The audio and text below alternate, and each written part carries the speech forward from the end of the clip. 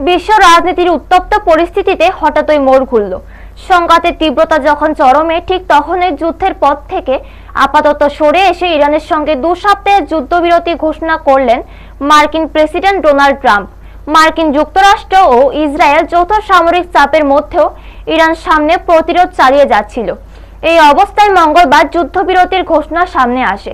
জানা গেছে, কৌশলগতভাবে অত্যন্ত গুরুত্বপূর্ণ হরমুজ প্রণালী খুলে দেওয়ার শর্তেই এই সিদ্ধান্ত নেওয়া হয়েছে। ডোনাল্ড ট্রাম্প দাবি করেছেন, ইরান তার কাছে 10 দফা প্রস্তাব পাঠিয়েছে এবং সেই প্রস্তাব নিয়ে আলোচনার সুযোগ রয়েছে। হোয়াইট হাউস সূত্রে খবর, এই যুদ্ধবিরতিতে ইসরায়েলের সম্মতি দিয়েছে এবং আপাতত সমস্ত সামরিক অভিযান বন্ধ রাখতে রাজি হয়েছে। তবে সতর্ক বার্তাও দেওয়া হয়েছে, নির্ধারিত সময়ের মধ্যে ইরান যদি হরমুজ প্রণালী খুলে না দেয়, তাহলে অসামরিক পরিকাঠামোর উপর হামলা চালানো হতে পারে। অন্যদিকে ইরানের সর্বোচ্চ জাতীয় নিরাপত্তা পরিষদ জানিয়েছে, তাদের দেওয়া 10 দফা প্রস্তাব মেনে নিতেই আমেরিকা বাধ্য হয়েছে।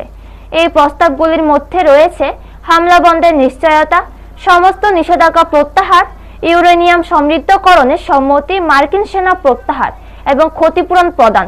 বর্তমানে এই 2 সপ্তাহকে অত্যন্ত গুরুত্বপূর্ণ হিসেবে দেখা হচ্ছে। এই সময়ের মধ্যে চূড়ান্ত সমঝোতা হবে নাকি আবার নতুন করে উত্তেজনা বাড়বে, সেই দিকেই নজর আন্তর্জাতিক মহলের। ব্যুরো রিপোর্ট, নিউজ তৎকাল 24।